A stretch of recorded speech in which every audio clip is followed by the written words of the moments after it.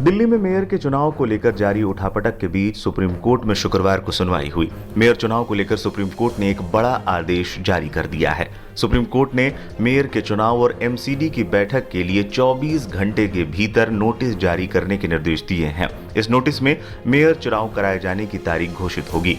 Supreme court का यह आदेश भाजपा के लिए बड़ा झटका माना जा रहा है।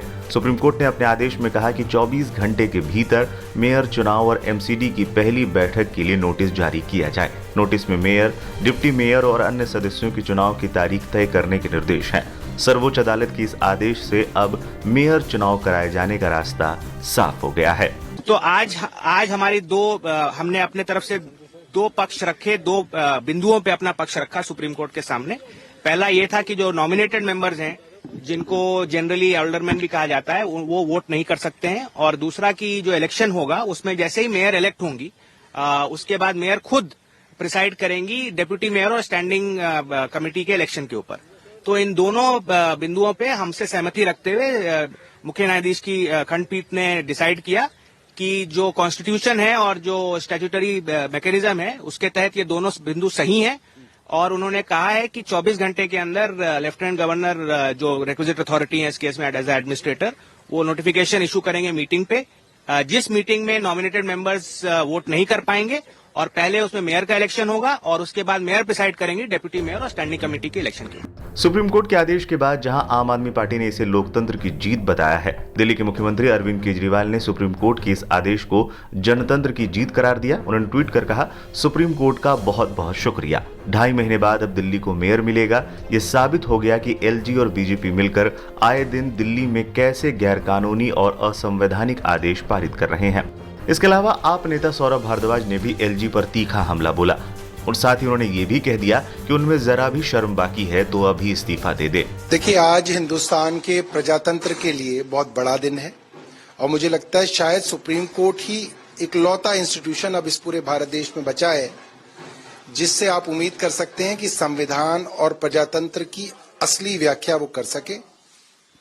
मुझे लगता है कि आज भारतीय जनता पार्टी की केंद्र सरकार और उपराज्यपाल विनय सक्सेना जी पूरे देश के सामने एक्सपोज हुए। ये बात आज सुप्रीम कोर्ट ने साबित कर दी कि उपराज्यपाल महोदय झूठ बोल रहे थे, बेईमानी कर रहे थे, गैर संवैधानिक काम कर रहे थे, गैर कानूनी काम कर रहे थे और डंके की चोट पे कर रहे थे, बेशर्मी से कर रहे थे। और दिल्ली वालों ने 2 महीने तक समझाया, उनको समझ में नहीं आया। आज सुप्रीम कोर्ट ने उनको उनकी भाषा में समझाया कि क्या सही है, क्या गलत है। और मुझे लगता है कि आज एलजी साहब के लिए एक सबक का दिन है। अगर उनके अंदर थोड़ी भी नैतिकता है तो आज उनको इस्तीफा दे देना चाहिए। उनके पास मामले पर बीजेपी नेता हरीश खुराना का भी बयान सामने आया है। भारतीय जनता पार्टी माननीय सुप्रीम कोर्ट के फैसले का सम्मान करती है और भारतीय जनता पार्टी का शुरू से मानना था कि जल्द से जल्द दिल्ली में मेयर का चुनाव होना चाहिए। ये तो आम आदमी पार्टी है कि पिछले 3 सिटिंगों से मेयर का चुनाव वो होने नहीं दे रहे थे और मेयर के चुनाव के लिए ही उन्होंने कोर्ट में गए थे ताकि मेयर का चुनाव टल सके। अब चूंकि कोर्ट का फैसला आ गया है और मेयर का चुनाव का ऑर्डर आ गया है, भारतीय जनता पार्टी सम्मान करती है और हम भी चाहेंगे कि दिल्ली के अंदर जल्द से जल्द मेयर दिल्ली का चुना जाए ताकि दिल्ली का विकास जो पिछले 2 महीने से रुका हुआ है वो हो सके।